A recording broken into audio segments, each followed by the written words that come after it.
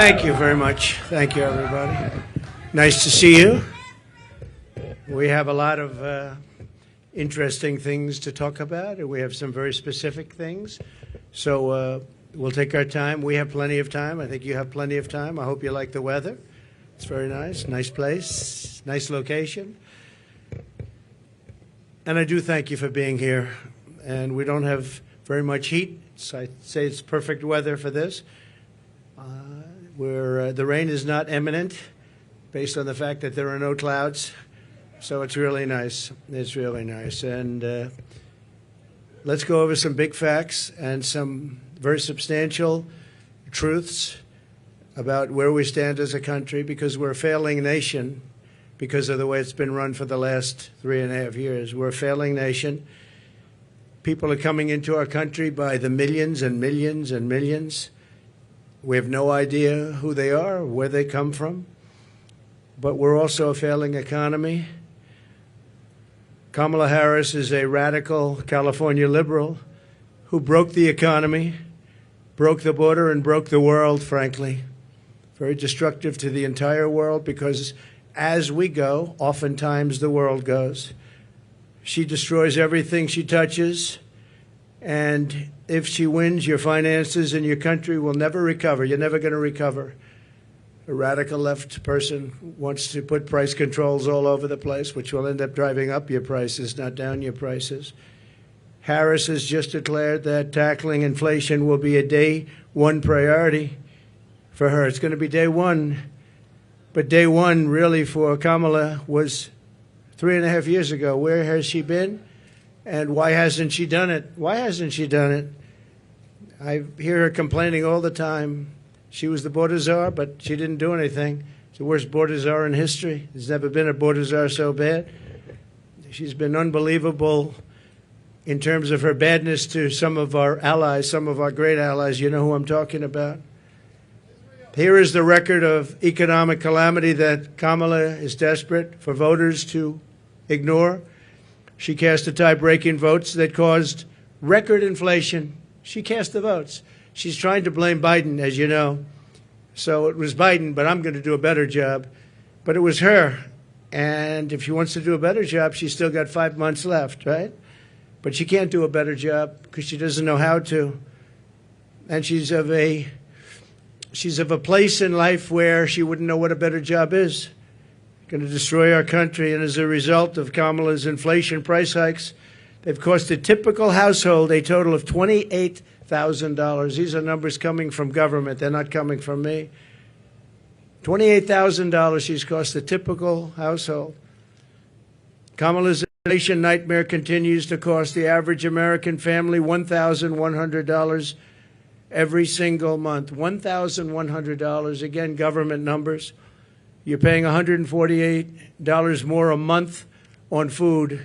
That's every month. Average family.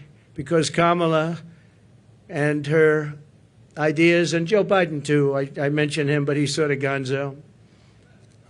It all started with the debate. I should have been a little bit easy. Somebody said, your debate performance was horrible. I said, why? Because you forced him out of government. But I believe she'll be just as bad. I believe she's maybe in many ways going to be worse, because he wasn't really a radical left, but she is. She's real. He wasn't real. So I think she's going to be, in many ways, easier to beat than Joe Biden. What they did to him was disgraceful, by the way, and it really is a threat to democracy. It was a coup by people that wanted him out, and they didn't do not the way they're supposed to do it.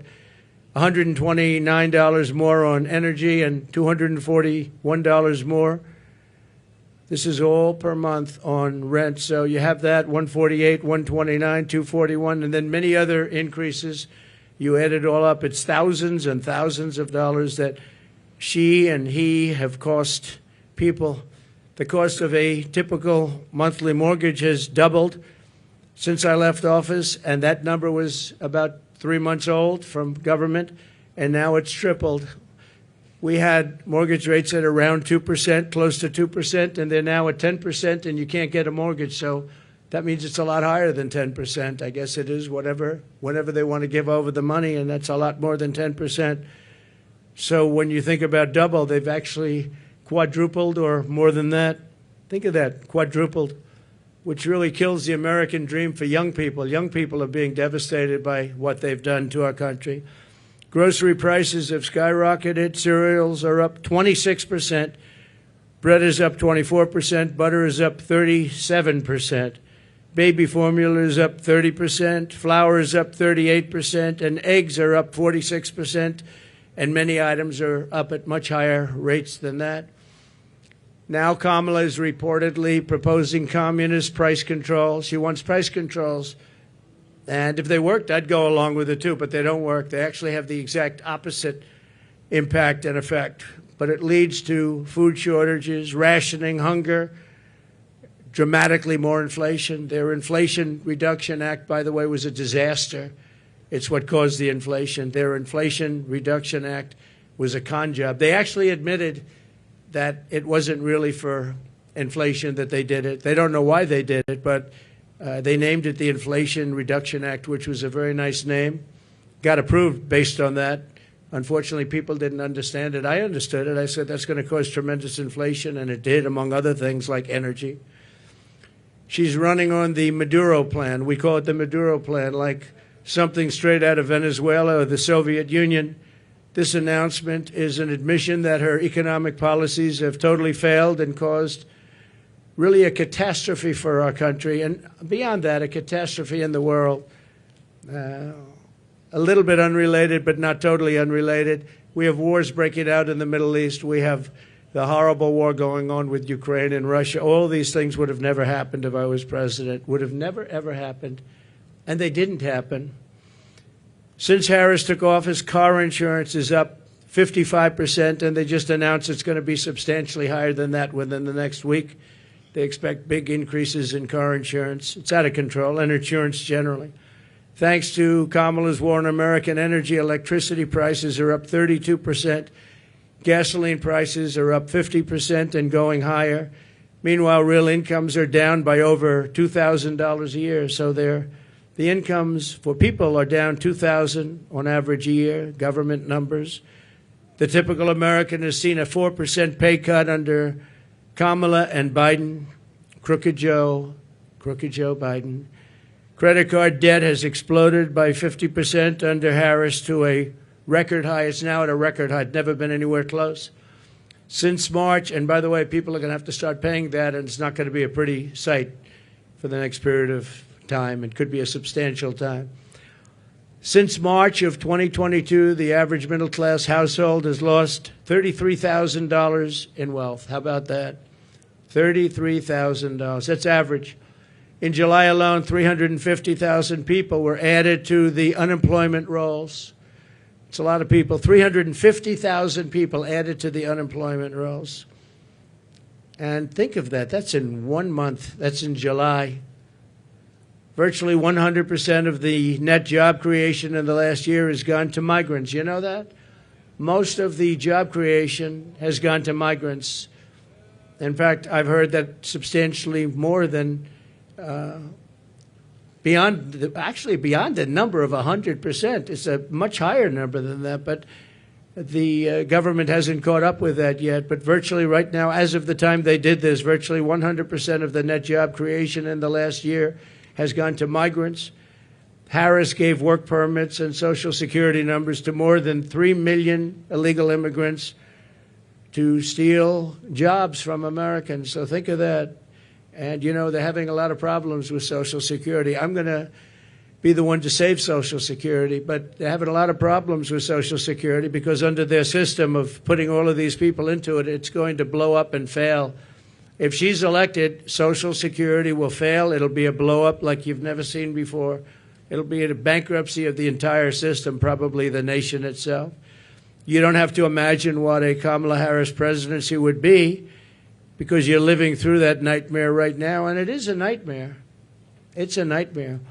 And you're going to stop inflation, but we're going to have a crash, and we're going to have a crash like a 1929 crash if she gets in.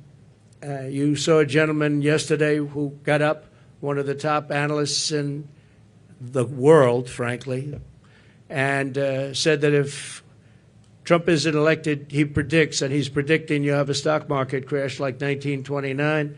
He also said the only time and the only reason the stock market has gone up, even though it had some bad moments recently,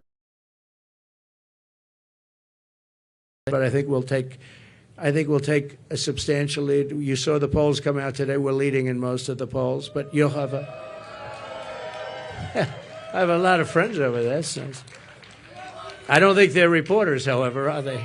This was supposed to be for reporters. Thank you very much.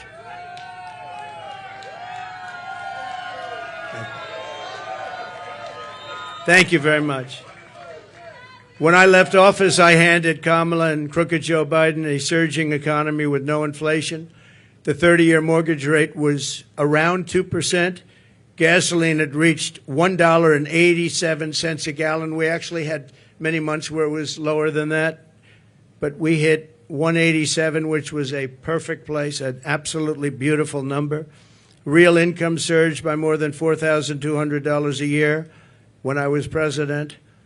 Harris and Biden blew it all up. And if Kamala wins the election, the worst is yet to come. You'll have a real problem in the future because people don't respect her in the world. People don't respect her in the economy. Economists are laughing. They can't even believe this is happening to our country. And she wants to change a free enterprise type country into a communist type country. That's what she knows. She's considered far more radical than Bernie Sanders. That's all you have to know, far more radical. And she picked somebody that's far more radical than Bernie Sanders. He approved a bill recently, tampons in boys' bathrooms. He wants tampons in boys' bathrooms. It's terrible. It's terrible. But that's the person that she picked. Surprising pick to me. I was shocked. He's also got one of the worst run states. Many people are leaving the state, sixth most. And from her state, she destroyed, as the Attorney General, she destroyed California along with Gavin Newsom. And San Francisco, you know, was a great city 15 years ago. Now it's considered almost unlivable. You can't live there. And what they've done to that great state with the beautiful weather like this weather, they have this weather all the time. And they have the ocean, they have the sun, they have everything good. But what they've done to it is a shame, and she's going to do the same thing to our country. It was the policies. They had a recent article, and I didn't know this, but you're allowed to rob a store as long as it's not more than $950. Has everyone ever heard of that? You can rob a store, and you have these thieves going into stores with calculators calculating how much it is. Because if it's less than $950, they can rob it and not get charged. That was her that did that. Harris is campaigning on the largest tax increase in American history, including ending the Trump tax cuts, one of the largest tax cuts ever in our country's history, and working with families, a gigantic capital gains tax hike they want, and a new wealth confiscation tax. It's called wealth confiscation tax, which isn't going to make all of her supporters, you know, she's got some supporters that are wealthy people because they're stupid people, but they're wealthy people.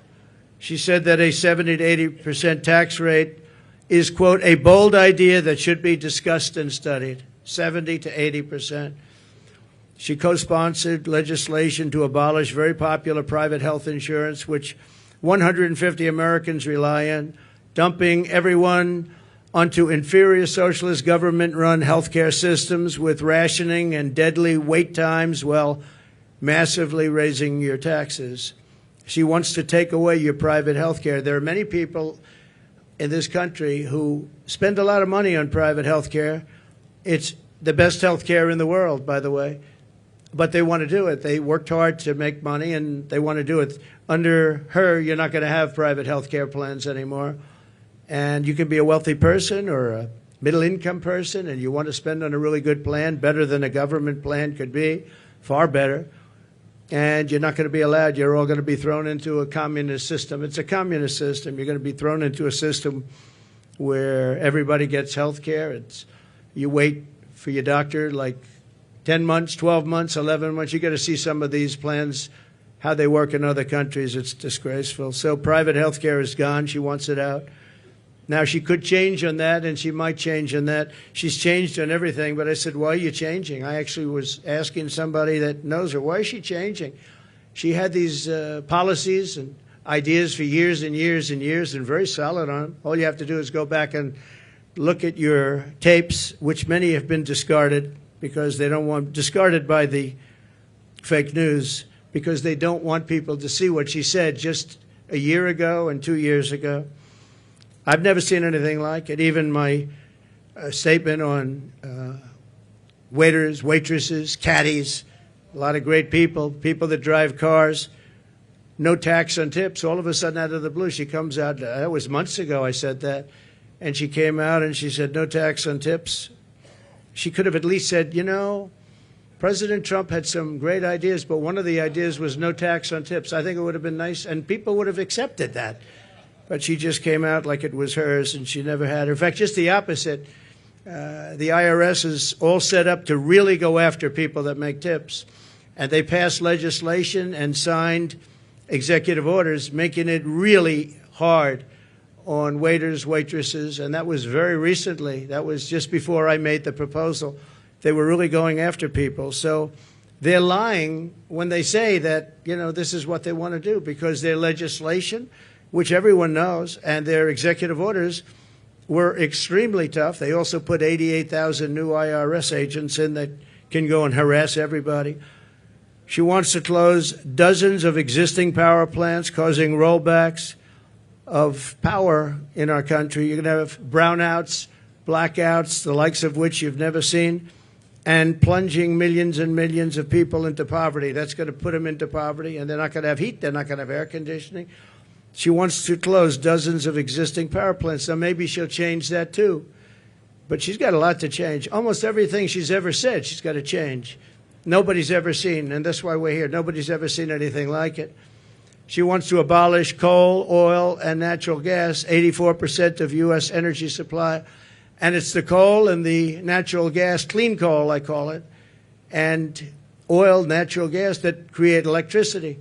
And by the way, I'm a big fan of electricity. If we're going to go with the AI, if we're going to do that, I don't know if you know, but we need twice the amount of electricity currently supplied for everything to the entire United States of America. So to be competitive on AI, I was talking to Elon Musk. We had a great discussion the other night. I agree. And he said a big problem is getting the approvals to create all of that energy, all of that electricity, specifically electricity, and you're going to need that for other forms of modern business too. And I'll get it done, but other people aren't going to get it done. They're not going to be able to get it done. As border czar, and she was the border czar. She was, I don't know if she was proudly called border czar, but that's what Crooked Joe Biden called her. She's the border czar. Everybody said it. And then about 2 weeks ago, she didn't want to be called the border czar anymore. She said, oh, I was never the border czar. It doesn't matter. She was the person responsible for the border, and she never went there. She went to a certain location once, but I would have gone there and taken my family to dinner there. That was not a place that is going to the border, a place with no problem. As border czar, she allowed 20 million people, and I believe it's higher than that. People say 13, 14, 12, 10. But now they're all up to around 12, 13, 14. They have no idea, because you have millions and millions of what they call gotaways, the gotaways. Gotaways are people that pour into our country. We have no idea who they are. That's the worst of all. But she allowed at least 20 million people to invade our country, and she wants to give them all citizenship and free government health care and let them raid Medicare and Social Security, which will, again, she will destroy Medicare. She will destroy Social Security. And frankly, there's nothing she can do about it once this happens. There's nothing she can do about it.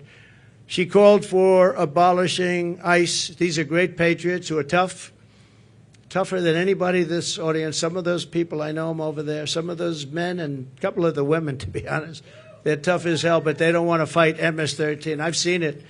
They go in. Long Island has had a lot. We got them out. But now they're coming back because of weak policy. And because of things that she wants to do, like defund the police. You know she wants to defund the police. Now, she has since said, no, I don't want to do that anymore. The one thing I see with politicians, they always go back to where they were. She wanted to defund the police, and she wanted to abolish ICE. I was going to say, though, these ICE people are incredible patriots. They're tough as hell, and they go into a pack of MS-13 gang members, the toughest in the world, probably the toughest gangs in the world. They come from different parts of South America, and they want to come in and in Long Island, not too recently, but recently, they carved up with a knife two beautiful 16-year-old girls who were walking to school. And the reason they used a knife instead of shooting them was very simple, because it's more painful. They wanted to watch them agonize. And these are animals, and we have to get them out of our country, or we have to put them in jail because we don't want them back. Sometimes you have to put them in jail because their country doesn't want them back. They'll send them back the way they do. Just so you know, I know all of the people that we're dealing with as the heads of countries. And they're very smart. They're very streetwise. And what they're doing is they're taking all of their criminals, and they haven't brought all of them yet. They brought a lot of them, though. But they'll bring all of them. I'm shocked it's taken so long. If I were in their country, it would have gone a lot faster. I will tell you that I would have gotten them out, too. And they're bringing them into the United States. They're taking their drug dealers and their rapists, murderers, and every criminal, bringing them into the United States. And their crime rates are way down. They're bringing people from mental institutions and insane asylums into the United States, and their population for the mentally ill is way down. They're in the United States. They're dumping them in the United States. They're driving them through a border that's totally open. We stopped them. We didn't let it happen. And when I first came into office, you know the story, that President Obama at the time had no way of getting them back. And I said, I want to get all of the MS-13 in particular out of our country, bring them back to where they came from. A general said, sir, that won't be possible. Why? Because they blocked the airports, they blocked the roads, they blocked everything. You can't do it. I said, so they're making a concerted effort? Yes, sir, they're making a concerted effort. We can't do it. They put planes on the runway so we can't land the planes, sir. And the same thing with the roads. They block up the roads. So if we have buses coming in, they block up the roads. They're totally blocked, and they're terrible. It's been that way for years, sir, all the way back to Bush. It's been that way for years. And I said, well, how much do we pay them in terms of economic development and aid? Sir, we pay them $750 million. I said, that's okay. Call them immediately and tell them we're not paying them anymore. And the following morning, I got a call from the three main culprits. Sir, I'd like to speak to you because I don't understand what the problem is. I said, well, you've sent us gang members, and they send them. Remember that. They send them. They said, you send us gang members, you send us killers, and you send us drug dealers, and you send us horrible people, and when we want to bring them back to your country, you won't accept them. And that's under President Obama and all the way through. And therefore, you're in default. You are in total default of the money that we send you. And we're not going to send you the money anymore. You're not getting any of the $750 million and more. We're not giving you any. You are delinquent. You are delinquent in what you've done. And you're not getting, sir, please, can we talk? I said, yeah, we can talk. What? We would absolutely love to have MS-13 sent back to our country. We think they're wonderful people. They're not wonderful people. They're wonderful killers. But they changed their tune totally. When I said they weren't going to get the money, I don't know why these people don't do it. And the $750 million now is billions of dollars because Biden increased it very substantially. He thinks by sending them money, they're going to send fewer people into our country. How stupid is that? So they're giving them $2.5–3 billion. The 750. Not only did he give it, I didn't even pay after they made the call because I said, you know, you've treated us badly for so many years. We're not going to pay you it anyway. But now they're giving them billions of dollars, billions, much more than when I took over. It was 750. Now they're giving them billions. But they said, there must be an understanding, sir. We would love to take them back. And I said, well, you're going to get them back. And we started bringing them back by the thousands out of Long Island, out of Michigan, out of Ohio, by the thousands. And she compared ICE agents, these brave people, to the KKK. She said, the ICE people, the ICE agents, I compare them to the KKK. Well, they don't really, because, you know, when you go into like Long Island, like Ohio, like Michigan, we had a lot of them, and you see these men, in most cases, the agents, get out of a van and walk into, they call it a pack. It's a pack, not like a political pack, slightly different, even nastier, hard to believe, right? But they would go into a pack of these killers, and all you do, I've seen it so many times, all you do is see fists and feet and hands and fighting. And 2 minutes later, they stand up and they walk out. They have them by the feet. They walk them out, or they drag them out, mostly drag them out, put them in paddy wagons, and they bring them back to their country. They take them back to the country, and the country is open arms now, open arms. And it's an amazing thing. For her to say KKK is very unfair, but she doesn't know. She doesn't want to know. She's a very strong communist lean. She wants to end detention of illegal alien migrants, releasing vicious monsters into our communities to rape, maim, and murder our population. She endorsed defunding the police and no cash bail nationwide. She was the original no-funder, and the only thing Kamala Harris can deliver is horrific inflation, massive crime, and the death of the American dream. She is in favor of the death of the American dream because everything she does really stops. Any one of these items stops the American dream. We want our youth to go back and dream of being successful, someday being really successful and employing lots of people, and you can't get up early enough. I gave up that life for a life of politics. I gave up all of these beautiful places that I have all over the world for a life of being abused by the fake news media. And yet I would do it again. Somebody asked me the other day, would you do it again? I said, absolutely. Why would you do it? Why would you put yourself through?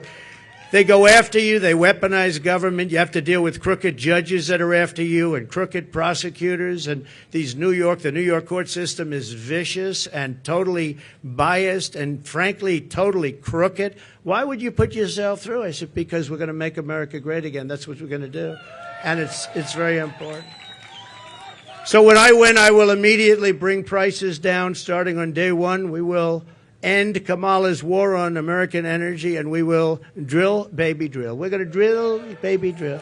That's going to bring down prices of everything because energy brought it up. When they went away from my policy, they quickly went back to it, but by that time it was too late. They lost control.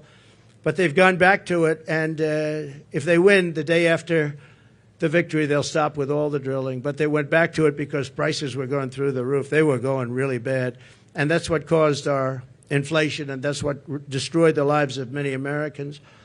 Going to reduce energy and electricity prices. I will, by at least half within a 12-month period. We'll be able to reduce prices between regulation and having a tremendous supply, which we have. I always say we have more liquid gold under our feet, more than any other nation anywhere in the world, including Saudi Arabia and including Russia. We're going to terminate the Green New Scam. It's called the Green New Deal. It's a scam. And rescind all unspent funds. We're going to rescind that and pay off debt. And we're going to reduce debt. We took almost $10 trillion for nonsense, for absolute nonsense. We'll do bridges. We'll do roads. We'll do things that we need.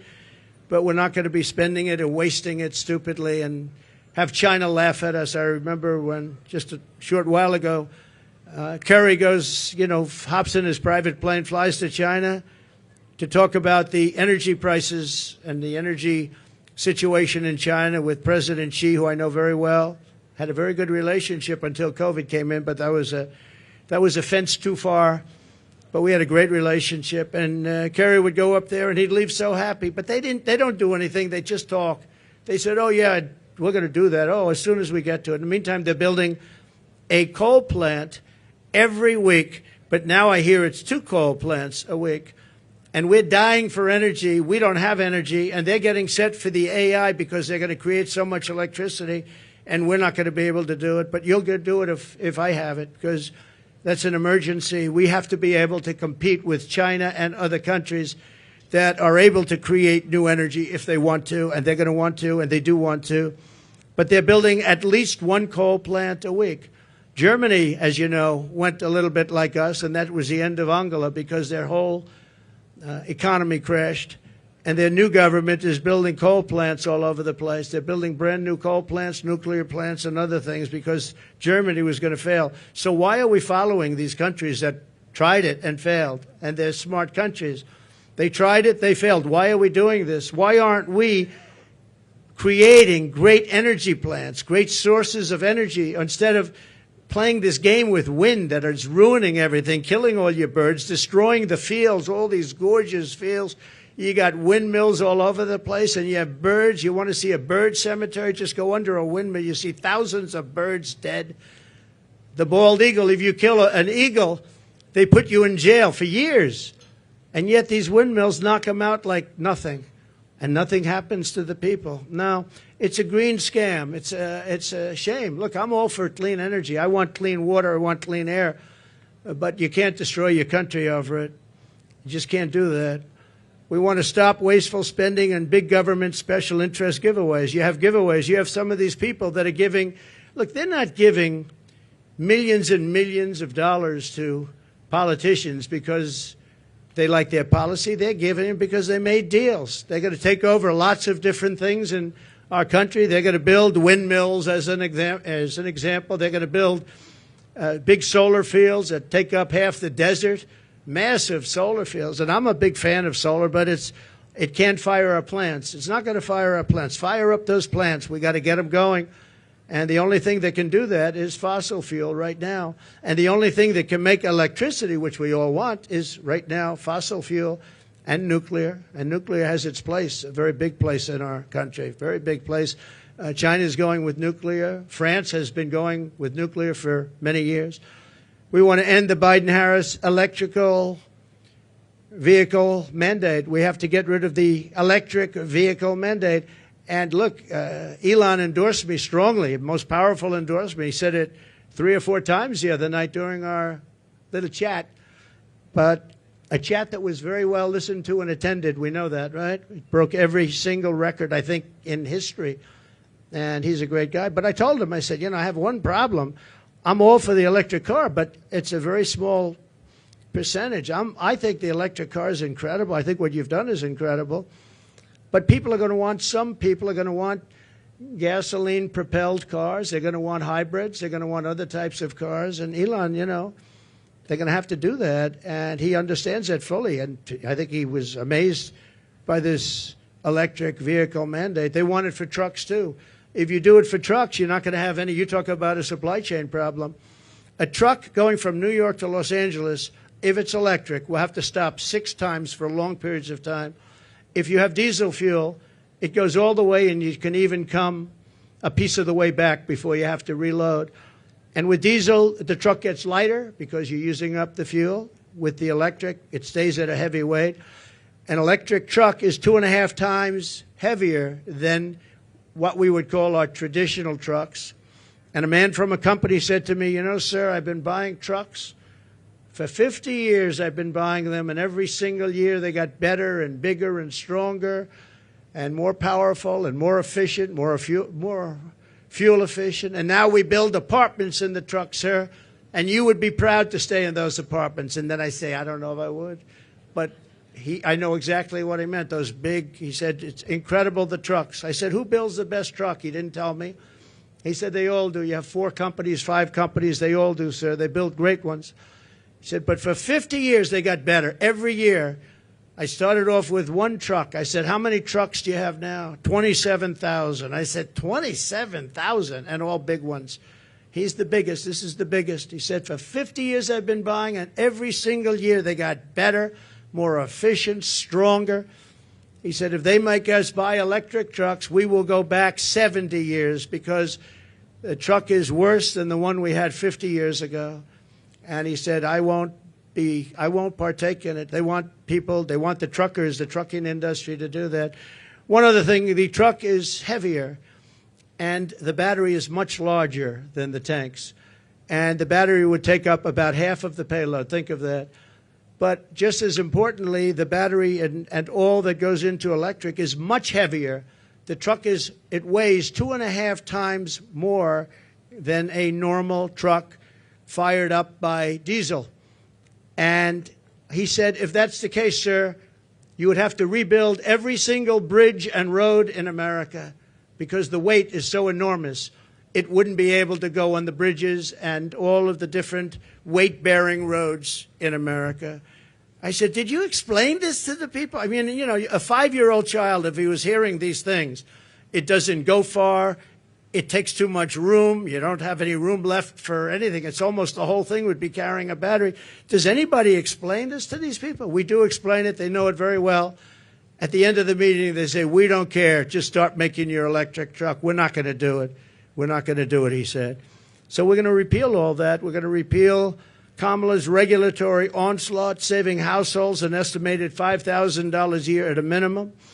The massive tax cuts and no tax on tips. We're going to make sure it gets done. She's not going to get it done. She didn't hear about it until I said it, and then she went out and she went and did it. And the other thing, no tax on Social Security. We're not going to have seniors who have been decimated by inflation pay tax on Social Security, and we'll get through it through growth. We have tremendous growth potential in this country, but not with these people running it, because all they're going to do is take away, and they want to take away your growth and your growth potential. Again, I say it all the time, we're a nation in decline. We're a failing nation. Right now, we're a failing nation, and we're going to soon be a great nation again. That's going to happen. Another thing we're going to do, having to do with a lot of reasons, a lot of things, and the economy in particular, we're going to seal the border. We're going to stop the invasion. We're going to send the illegal aliens back home. We're going to bring down the cost of health care and housing. We're going to make sure that Social Security is not going to be increased in terms of years where people have to wait much longer. I mean, we have an obligation to take care of these people. And just so you know, I didn't do it in 4 years. I never even thought about doing it in 4 years. And they probably don't want to do it, but they're going to have no chance. They're going to have no choice, because a lot of the people that are coming in are being signed into Medicare. They're being signed into Social Security. And it's just going to explode. And it's going to happen very fast, and it's going to be very ugly. It's not going to happen with us. We're going to open up tracts of federal land for housing construction. We desperately need housing for people who can't afford what's going on now. And when we open it up and we take off some of the restrictions and regulations, you know, in California, 50% the cost of a house is regulations. They have to adhere to regulations that bring the cost of the house up by 50%. We're going to bring back our supply chains to stop costly supply chain disruptions. We have tremendous disruptions. I have it all the time, and I think you do too. We order things, and I keep saying, well, when's it getting here? Sir, there's a supply chain disruption. And, I mean, you end up getting stuff like 3 months late now. I don't know, all these geniuses over here, I think we can say that. I'm not sure that you're necessarily as much into it, but they are. And I will say that very often, we have problems with supply chains where I'm waiting for things for weeks and weeks. And I say, by the way, whatever happened to a supply chain, sir? It's not coming in. And it's a terrible thing. Nobody ever thought a thing like that would happen to our country. We're going to restore peace and stability all throughout the world. And you all know Viktor Orban. He's the Prime Minister of Hungary, and a very tough man. He's a good man, but he's a tough man.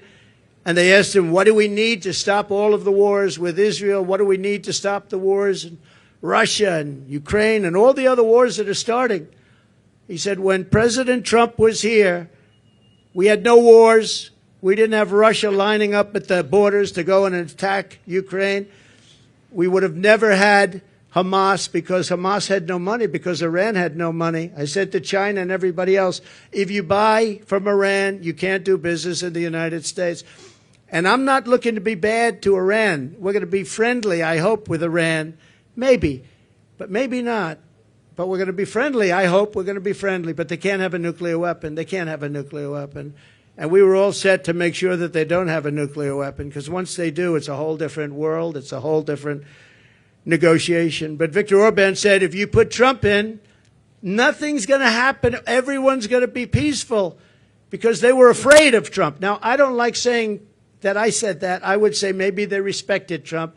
But he said they were afraid of Trump. They didn't know where he was coming from, and they were really afraid of him. They're not afraid of these people.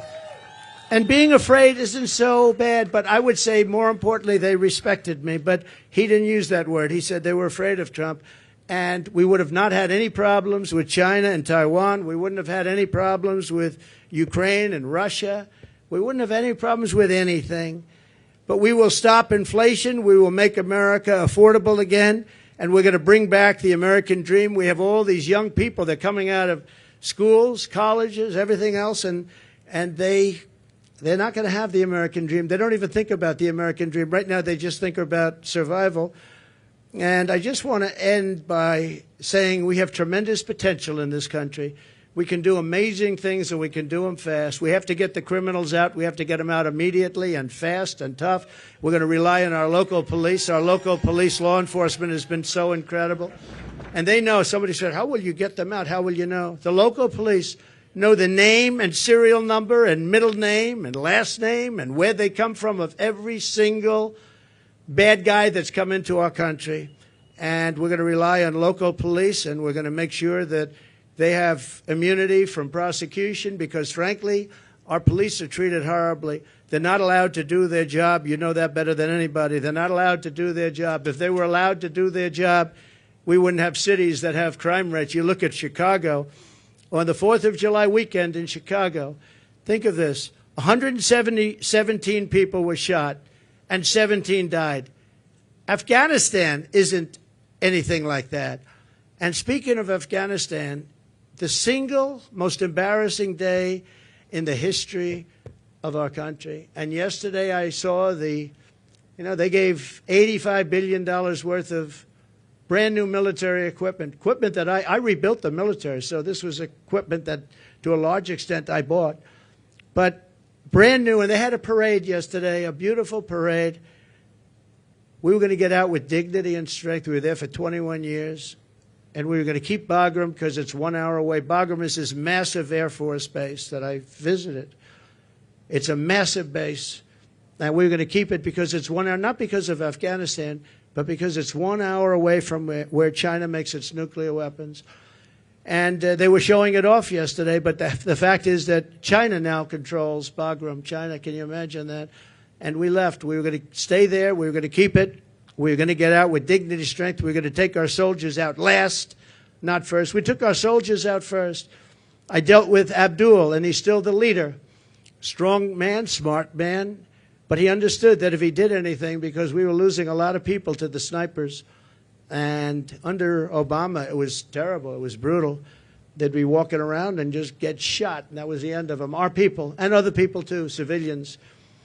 And I let him know that if you do that, we're going to hit you so hard like you've never been hit before.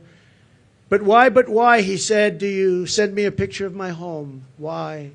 Why do you send me a picture of my home? I said, you'll have to figure that one out later. But I said, we're going to have to hit you people so hard like we've never hit anybody. And he understood. And he said, yes, Your Excellency, I understand. He called me Your Excellency. I wonder if he calls that to Biden. I doubt it, right? But he understood that, and he respected us.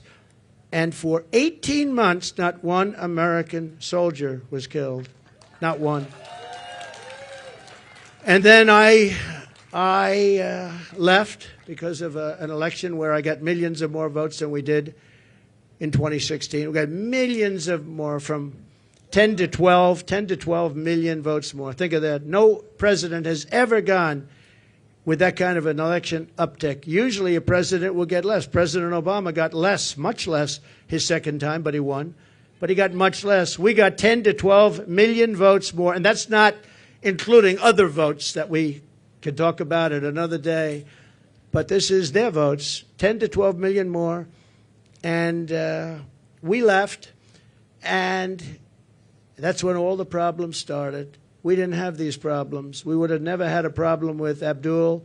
We would have never had a problem with anybody, frankly. And I'd have to say, you're looking at things behind me. They did a nice job. Wow, I haven't gotten to see. That's good. I don't like the tags very much. Look at that. Up 46% eggs. Wow. Up 65%. Wow. School lunch is up 65%. How can a family afford that? But look at this over here. What a nice job. I think I'm going to take some of them back to my cottage and have a lot of fun. like the Cheerios. I haven't seen Cheerios in a long time. I'm going to take them back with me. Bacon is through the roof. They're all through the roof. The milk, everything is bad. And we're going to straighten it out. We're going to bring prices way down, and we'll get it done fast. And with her, it's just talk. She's a radical left San Francisco person who destroyed the place. And I don't know. It's hard to believe that she can even be in the discussion. They had a group of 12 people that she was considering, and they put her name in there, and they marked them, who were the best and who were the worst. And she was actually rated the worst of the 12. They had 12 plus her, 13 people, and they rated her the worst. Now, 6 weeks ago, she was considered to be a failed vice president and a failed administration, a disaster. And now all of these people are talking about her like she's Margaret Thatcher, liberal version. She's not smart. I don't believe she loves our country. And we cannot have our country destroyed, because once that happens, it'll never be able to come back. Okay? If you'd like, we can ask a few questions. Mr. President, it's been reported that you recently spoke with Prime Minister Netanyahu, maybe as recently as yesterday. Can you clarify when the last time was you talked to him, and what advice, if any, you're giving him about a ceasefire, about ending this war? The last time I saw him was at Mar-a-Lago, and he came with his wife and a large group of people. And we had a very good relationship with him and with Israel. Again, this would never have happened. October 7th would have never happened, would have never, ever happened. And he asked for the meeting. We had the meeting. It was about 2 hours, 2.5 hours long. And I expect I might be talking to him, but I haven't since then. No. Did you encourage him not to take a ceasefire deal? Did you give him any advice about ending the war? Him. He knows what he's doing. I did encourage him to get this over with. You want to get it over with. It has to get over with fast. But have victory, get your victory, and get it over with. It has to stop. The killing has to stop. Yes, please. Mr. President. Thank you, President Trump. You've spoken very passionately about how God saved your life. And I'm wondering, have you put much thought into why God saved your life? As in, for what purpose has he been shielding and protecting you? So, I don't know if you heard the question. You've spoken about God saving your life. That I've spoken passionately about it. And something happened, because that was a miracle. I never looked that way. The audience was massive, and it was in front of me. I never have that particular graph. That was a graph on, as you all know now, that it's very, I think everyone knows it very well, but it showed the great numbers on illegal immigration. It was the lowest point we've ever had. And it was one that I use less than 20% of the time. It's always at the end of the speech, not at the beginning of the speech. And it's always on the left side, not the right side. And yet, for some reason, I called it. It's not on a teleprompter. I do things largely without a teleprompter, frankly, because it's hard to hold an audience if you're going to go for an hour and a half or 2 hours reading a script. And I just talked about it, and I moved to my right, turned sharply to my right, ping. And if I didn't do that, I'm not here with you. So, yeah, God has something to do with it. It's a miracle, and God had something to do with it. And maybe it's we want to save the world. This world is going down. This world is going down. So it could be. But I believe that. I believe that my sons are very good shooters. They're like scratch golfers, better, relatively speaking, with shooters, great shooters. And Eric and Don both told me from 130 yards. I said, well, that's pretty far away, isn't it? They said, no, that's like a 1-foot putt with, weapons like the one being used. Plus, he was a good shooter. This guy was a good shooter. He went to the range and shot a lot, and he was supposed to be a pretty good shooter. They said a bad shooter would hit the target almost 100% of the time. So something happened. And I have to say the Secret Service sniper did an amazing job. He had 5 seconds to find the target and hit the target, and he hit the target within, think of this, 5 seconds. And he was much further away because he was over here, and this other person was over there. So you have to give credit. And I have to also say about the Secret Service, when I was hit, I knew it because when I touched, there was blood pouring all over my hand. I said, I guess I know what that is. And I was going down for protection. And they were screaming, get down, get down. There was bullets. And those Secret Service guys were, and person, Kate, they were on top of me in a matter of, I think, 3 seconds. It was time dead. And bullets were coming out. I would hear the bullet. I didn't realize you could hear it, but now I know very well. those bullets were going right over my head. They were there and very brave. There was nobody that said, I'm not going to be going there. They just, they were there very quickly, and they were very brave. There were mistakes made, obviously. He shouldn't have been up there. The roof should have been taken care of, and there were mistakes made. There's no question about it. But there was a lot of bravery also. We have to remember that. Okay, thank you very much. Mr. Thank you. I'm going to talk about credit card debt for just a second. You've got all these reached items. a record. It's a record. Credit 48% up. Yeah. And many families going into debt just to pay for groceries. Yeah. What's your message to Americans right now that you can make America affordable again? Well, I would say my message to them. So he said, credit card debt is at the all-time high. It's never been like this. What's your message to America? How are we going to solve that, and what will they do? You know what I think they should do? They should, on November 5th or sooner, if it's early voting, which largely it is, which is ridiculous. We should have one-day voting, paper ballots. We should have voter ID, and we should have proof of citizenship, because people are voting and people are going on now without citizenship. But we should do it, and maybe we'll be able to get that done too. It's one of the things I want to do. But my message to them would be very simple: vote for Trump, and we're going to fix the problem. We're going to get it fixed. We'll get it fixed. Follow-up question, yes, if I could. Kamala's been promising on day one, I'll do this. And for basically 4 years, she's promised this day one. Yeah. What will you do on day one to turn this country around? So she is saying when she gets in, she's in now. And especially with Biden, because, I mean, he's not in the best of shape. But you know what? She's in there now. She can do anything she wants. And she's still saying, if you elect me, I'll do this, I'll do... Why didn't she do it? Here's my one question. It's the easiest question, because she complains about everything. Why didn't she do it? That's all I ask. On day one, we're going to drill, baby, drill, and we're going to close the border, and we're going to let people come in, but they're going to come in legally. They're going to come into our country legally. But on day one, we're going to do many things. You know, I can do a lot of things at one time. But the questions often is, what's the first thing you're going to do? I would say we have a tie. We're going to close the border. We're going to stop the millions of people coming in, and we're going to take all of the criminals that have come in, and we know every one of them. I know. And the local police know better than anybody else. They're going to work with us. I've spoken to a lot of the sheriffs, every police, virtually every law enforcement group in America has endorsed Trump. I don't think anybody's endorsed Kamala. Not one. I don't think anybody's endorsed him. And you know that better than anybody. In Florida, all over California, they've endorsed me. We have the relationship I have with law enforcement. And these are great people, and people that we have to really cherish and respect and let them do their job and protect them. And you'll always have a bad apple in everything. You have bad apples as reporters. That I can tell you many. I'd say about 80%. But you're always going to have bad apples. But you have very, very few when you look at it. Very, very few. You have to let them do their job. You have to protect them. But basically, we're going to drill, baby, drill. We're going to get the energy prices down almost immediately, and we're going to close the border, and we're going to get the crooked ones out, the bad ones out, and we're going to let a lot of people come in, because we need more people, especially with AI coming and all of the different things, and the farmers need, everybody needs. But we're going to make sure that they're not murderers, killers, drug dealers, and the kind of people that we have largely coming in right now. Okay? Mr. President, many of your allies who want you to win in November say your current strategy isn't working, that you need to stop with the personal attacks on Kamala Harris and deliver a more disciplined message.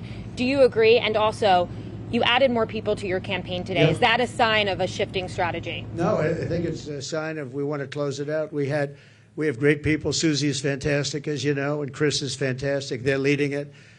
Corey Lewandowski's coming in. He'll be, personal envoy, or he'll be at some level. They're going to be, they're doing a great job. Look, we've taken, with all of the abuse we've taken from the fake news media, all of this horrific abuse we take, and all I want to do is make the country good. All I want to do is have strong borders and good education. We want to have choice for education. So important, so many different things. You would think it would be the other way. We rebuilt the military. We did so many great things. But that's the way it's been for Republicans, and I guess more so for me than anybody in history, and that's okay, because we're leading in the polls. For the most part, we're leading in the polls. We were leading Biden by a lot we're leading now, but I think when she's exposed, I think we're going to beat her by a lot more than we would have beaten Biden by, because he had a little group of people that have been voting for him for a long time. She doesn't have that. People don't know who she is. As far as the personal attacks, her because of what she's done to the country. I'm very angry at her that she'd weaponized the justice system against me and other people. Very angry at her. I think I'm entitled to personal attacks. I don't have a lot of respect for her. I don't have a lot of respect for her intelligence, and I think she'll be a terrible president. And I think it's very important that we win. And whether the personal attacks are good, bad, I mean, she certainly attacks me personally. She actually called me weird. He's weird. It was just a soundbite. And she called J.D. and I weird. He's not weird. He was a great student at Yale. He went to Ohio State, graduated in 2 years, at the top of his class, and all of these different things. And we have this guy that's running a very failed state, who's had a terrible career. I mean, you have him saying they're weird. No, he's a weird guy. And she's weird in her policy. Who wouldn't want to have strong borders? Who doesn't want to have lower taxes? You know, all my life I've watched as politicians campaigned, and I've always been on, you know, for the most part on the other side, on the side that these people are on. And they always talked about, we're going to reduce taxes. This is the only campaign I've ever heard where they're saying, we're going to increase your taxes. And then people say they're going to vote for him? I don't know. So I don't think so. I don't think people know who she is yet. When people, because really people didn't know. You can ask the man on the street. I saw it on one of the shows today. They asked the man on the street, what's the last name of Kamala? Nobody knew. It's Harris. Nobody knew the last name. I don't even use it because nobody knows who I'm talking about. People don't know who she is. She's a radical left socialist. But beyond that, I mean, she's way beyond socialism, who's going to destroy our country. And when they find out, I think you're going to see something. But right now, even not knowing her, and with all of the, like the cover of Time magazine, they didn't put a picture. They got a great artist to do it. What was that all about? You know, what was that all about? The whole thing is crazy. I just want to win for the country. Some people say, oh, why don't you be nice? But they're not nice to me. They want to put me in prison, you know, just so you understand. You know, they tell me I should be nice. They want to put me in prison. It's never happened before in the history of our country. I did nothing wrong. I have crooked judges. I have crooked prosecutors. And they're all Democrats, all Democrat areas, other than in Florida, where you had a brilliant judge who ruled in my favor. I won the case, the documents case, won it in its entirety. And Jack Smith, deranged Jack Smith, suffered a defeat. But in New York City, everything's clubhouse, everything. I know it very well. I grew up there. I know it very well. And we have a very crooked system. And it's one of the reasons that New York is dying. Nobody wants to come in. No companies want to come in because the courtroom system is so corrupt, both at a federal level and at a state level and a city level. And they put you into an area where you have 3% Republican vote. It's all a rigged deal, just like Fani, F-A-N-I, Fani, with her boyfriend.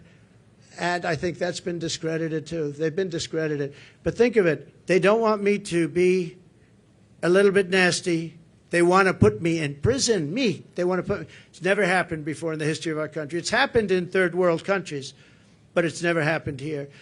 And they're in danger because you create a precedent for doing that. And once that happens, that's a really bad thing. You know, in the years before, and I've said this a few times, not too much, but with Hillary, she was subpoenaed by Congress to give everything she's got, and she burned it. She acid washed it, bleach bit they call it. She totally scrubbed it, and then they broke everything with hammers, with fire. They burned it. And then she said, I don't have anything. Well, it turned out that she had a lot to give. And everybody said, lock her up, lock her up. And I used to go easy, just easy, easy. Then we won. And I said, wouldn't it be terrible? And you know, I lose. Some people are upset when I did this, but you have to look at it maybe differently now. I say, wouldn't it be terrible to put the wife of the president, former president of the United States, into a prison? Now think of that. Hillary Clinton, she was Secretary of State. She was the wife of a president of the United States who used to be a friend of mine before I ran for politics. He was a friend of mine. He used to play my golf course all the time. I have a great golf course right next to their home in Westchester. He used to be there all the time. It was his favorite course. But you know what? I could have done that very easily. She was so guilty. And I said to my people, wouldn't it be terrible to put, I don't know, wouldn't it be terrible to take, and we won the election, wouldn't it be terrible to take a former Secretary of State who was the wife of the President of the United States and put her into a prison? But that's what they want to do with me. And I did nothing wrong. It's all crooked politics and really crooked judges. You know I have a gag order. Do you know I can't even talk about it right now? Do you know that I have a judge who has a gag order? He doesn't want me to talk. And the reason he doesn't want me to talk is because what I say is so devastating and so horrible for him. But think of it. I have a gag order.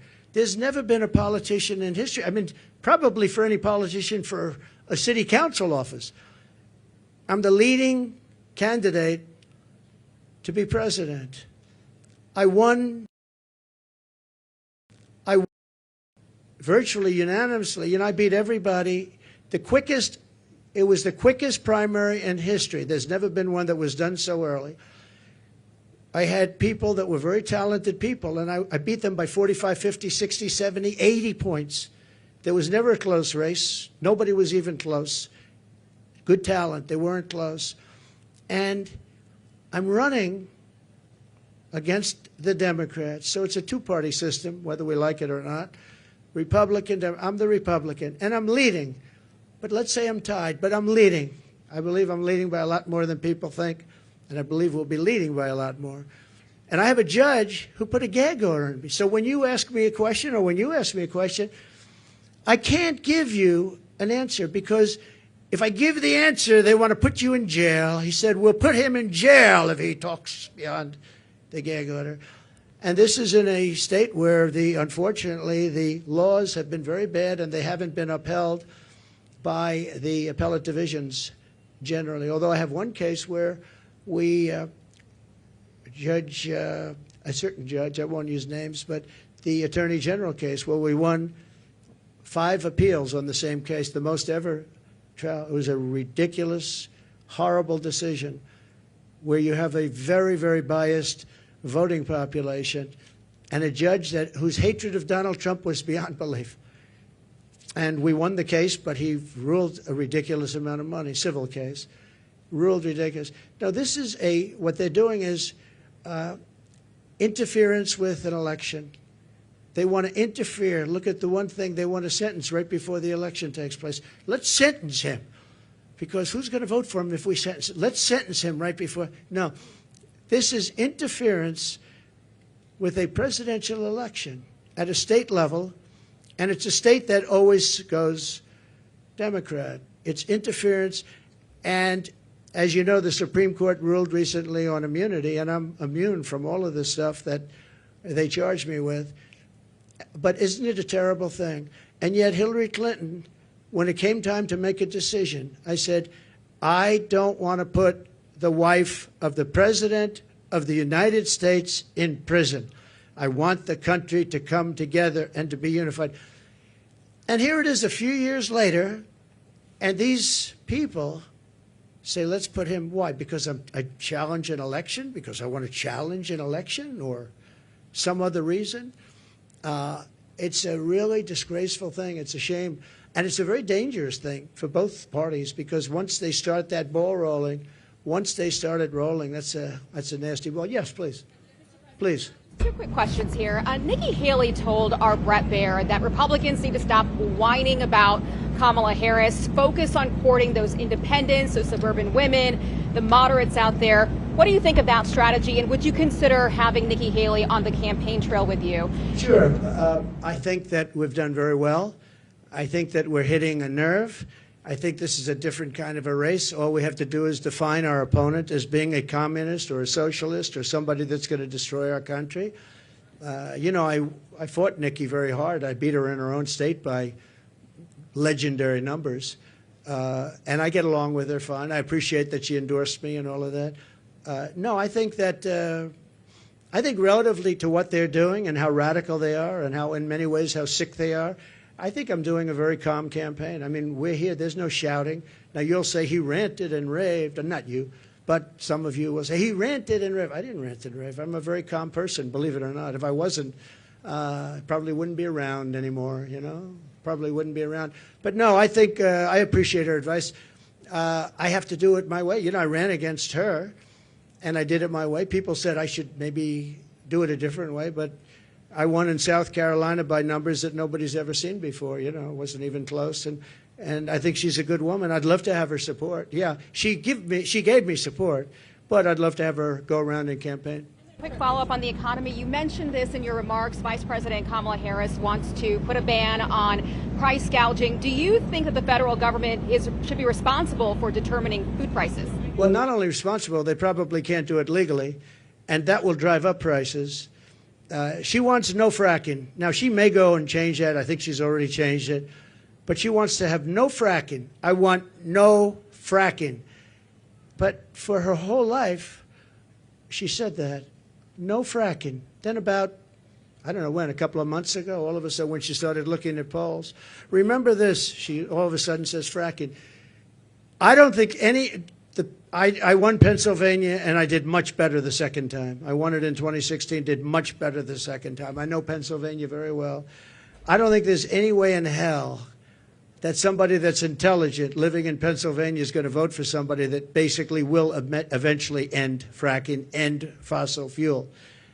So whether it's Oklahoma or Texas or Pennsylvania, a big energy state, people don't realize that 350,000 people work in that industry. But maybe more importantly, they don't want to pay $9 a gallon for gasoline. So, no, I think that she's made statements. I don't know how you get out of it. I don't know how you can say for 10 years there'll be no fracking. I mean, we have tapes of her laughing at the stupidity of the question. Of course I'm not going to allow fracking. Then all of a sudden, a few months ago, she comes out in favor of, oh, yes, I'd allow fracking. I don't think anybody in Pennsylvania will be. I think she's going to do very badly in Pennsylvania. You have to frack. We need the energy, and Pennsylvania needs the jobs, but Pennsylvania needs the energy also. That energy is going to support our new system for AI and all of the other modern things that need massive amounts of electricity and energy, massive.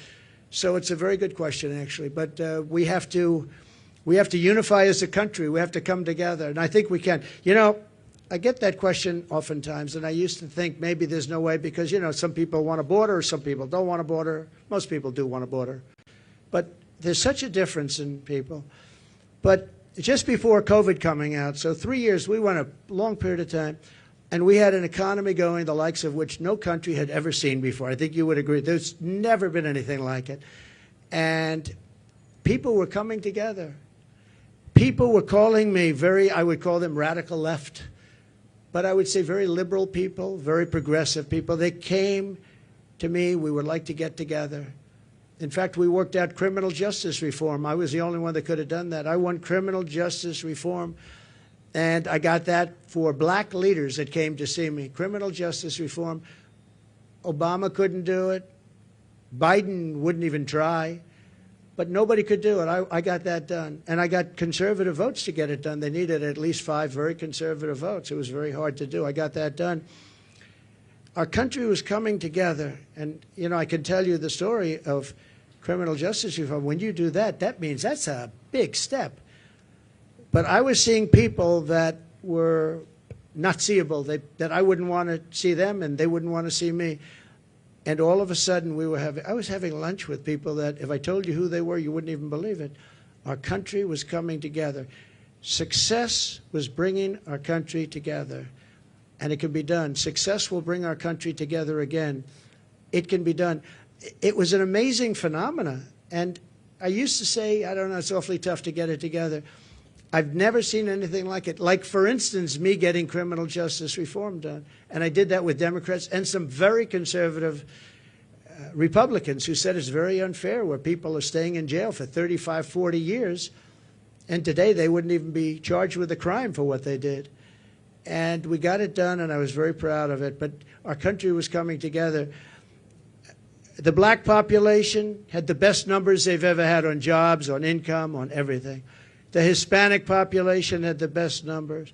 Asian population, men, women, young people with diplomas from the best schools, Harvard, MIT, the Wharton School of Finance, they're all coming together.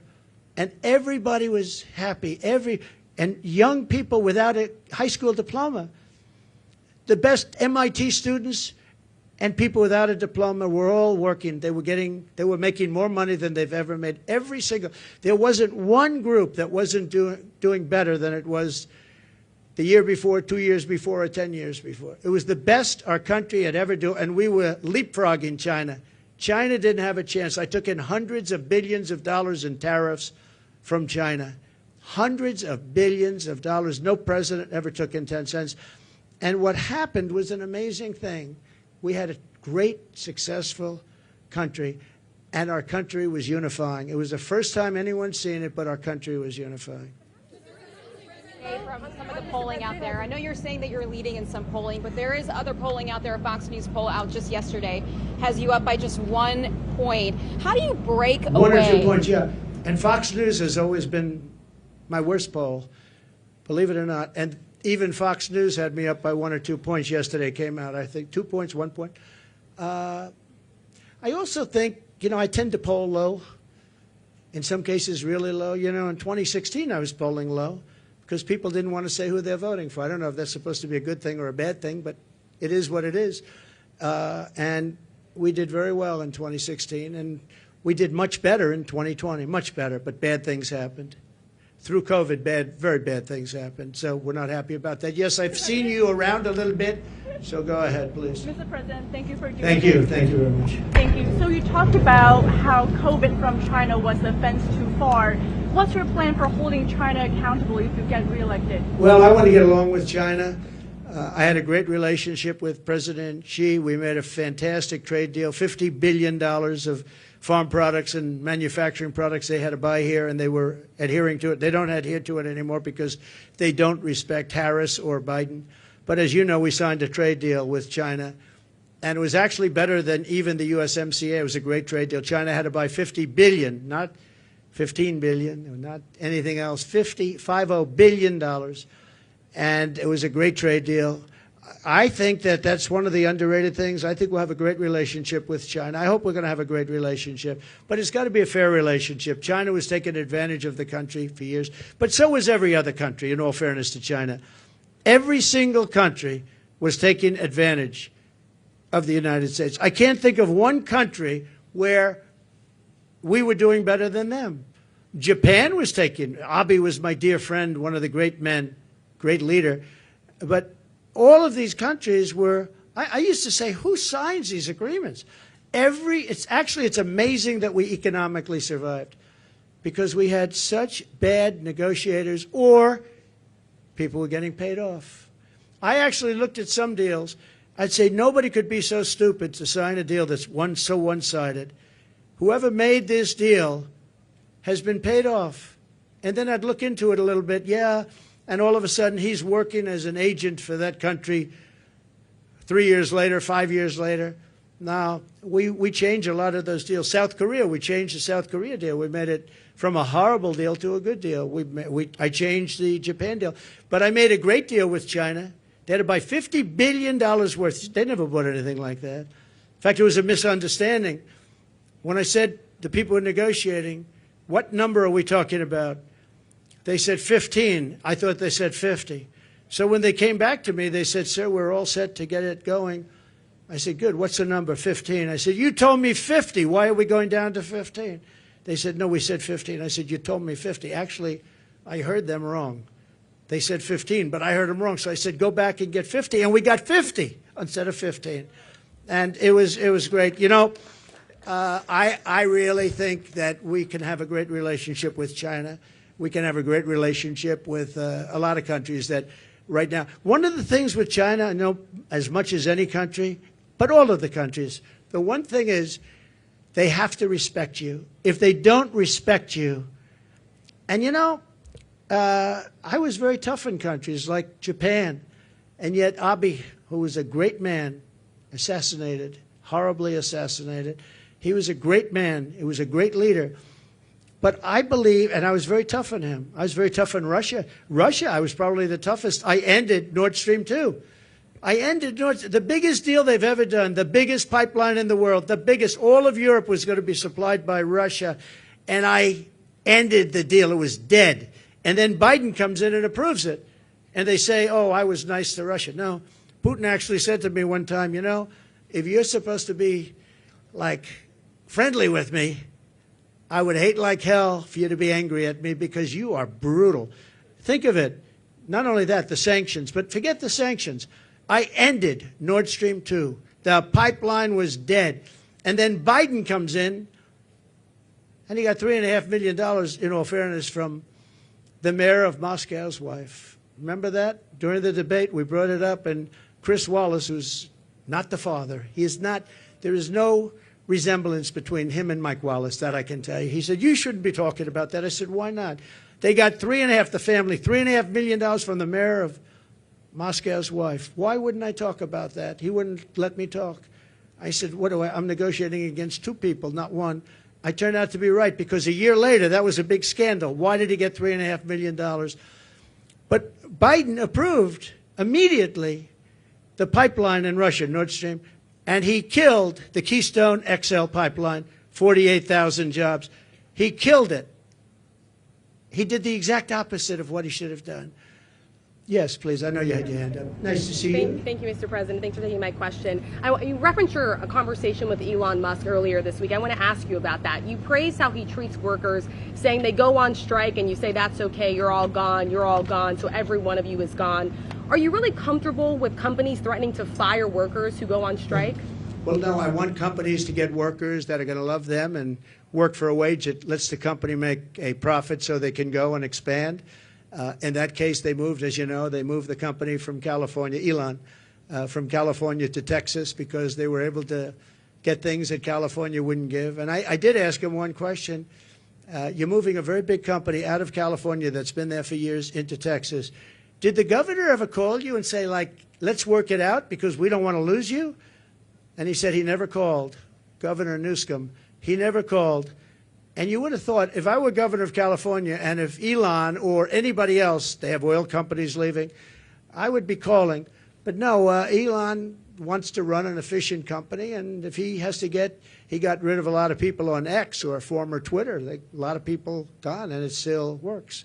It still works. So you got to run the company productively, and there are going to be a lot of jobs around. I want it so that a person doesn't get lucky and find a job. I want a person that can look for 10 jobs, and all 10 companies want them, and you negotiate much more than you'd get by doing what you just suggested. So, you know, he's a strong man. He's a strong guy. He's a brilliant guy. And he wants to get the best he can, and he wants to get the best workers. He pays a lot of money to a lot of his workers. It's, to a certain extent, supply and demand. But ultimately, that's what's going to lead to a great country. So. Just to follow up on that really quickly, because some people took at that as you saying that you would be comfortable with companies threatening to fire workers. Sean O'Brien, who spoke at the Republican National Convention, saying that firing workers who are wanting to organize or striking is economic terrorism. So just to be clear, that's something that you are not comfortable with? Yeah, they weren't organizing against Elon. He let them go because he was having a lot of problems in California. They were making it impossible for him. In California, what they were doing with the taxes and everything were making it impossible for him. And Sean O'Brien's a great guy from the Teamsters you're talking. Yeah, Sean is great. I think Sean would understand it better than anybody. Don't forget, the unions are really threatened by what's coming in, by these millions and millions of people coming in. Sean O'Brien understands that. The black population is absolutely threatened. The Hispanic population is absolutely threatened. Because these people are coming in, they're going to take their jobs. They're going to make it very, very hard. What's happened in our country is very dangerous, very bad thing. One more on the economy, sir, because Governor Tim Walz is out on the campaign trail today, and he's been saying that he believes that you want things to get worse so that you can campaign on it, that you're rooting for failure. What's your response to that? I wish I didn't have to do this. If our country were run by Democrats and it was run beautifully, where we were really being productive and everything else, I would have never done this. I wouldn't have done it if I thought I couldn't have won. I think I can win. I think I can win easily once they're exposed for what they are, which is, radical left lunatics, and that's what they are. They're going to ruin.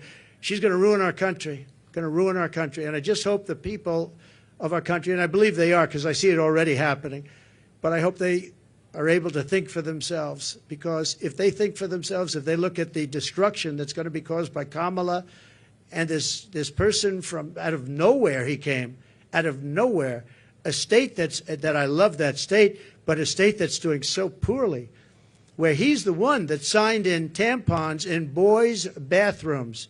He signed a bill that boys' bathrooms, all boys' bathrooms in Minnesota will have tampons. And what's going on? What's wrong with us? What's wrong with us as a country?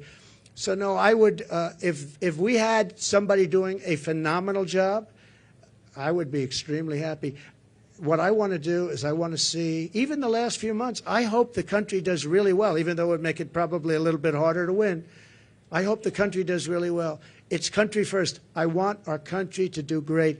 If they were great leaders, I would be the first to say they're doing a fantastic job. Thank you all very much. I appreciate it. Thank you. Thank you very much. Thank you. Thank you. Thank you very much.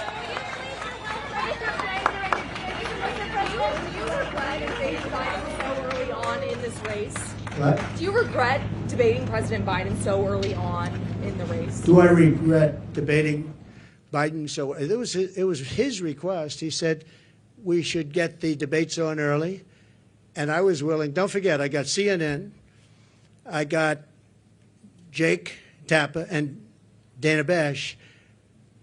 They're not Trump people. They wanted to have a debate where their mics are turned off when the other person's answering the question. They gave me every single thing that I couldn't approve, and I said, yeah, I'll do it. So they got the debate on their terms. They got the network that they dreamt of. But that was really his decision. I had to decide whether or not I felt I wanted to debate him. And I think they didn't want to debate, but I agreed to every single thing. It was a debate where they said, we'll give him something that it'll be impossible for him to accept, and I accepted all the terms, other than when they had us sitting down at a desk, and I said, I think that makes us look bad. I don't want to sit down. Let's stand up. And they agreed to that. Other than that, we gave them CNN, we gave them Dana, and we gave them Jake. And by the way, I have to say, Jake Tapper and Dana Bash were unbelievably straight and honest, and I give them a lot of credit for that. A lot of people were saying you couldn't have a fair debate. I think we have that with ABC. I have some people at ABC that don't like me too much. I find it to be about the worst.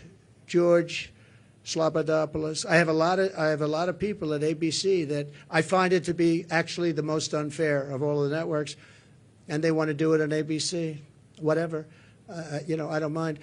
The question that you're asking, though, about whether or not the debate should have happened would have been a better question to ask of Joe Biden, because had he not done the debate, he would still be running for president and people would be hiding him, just like they're hiding her right now. You know they're hiding her no different than him, because I believe she's grossly incompetent, and I don't think that when people hear what she has to say, they're going to buy it. Thank you all very much. Thank you.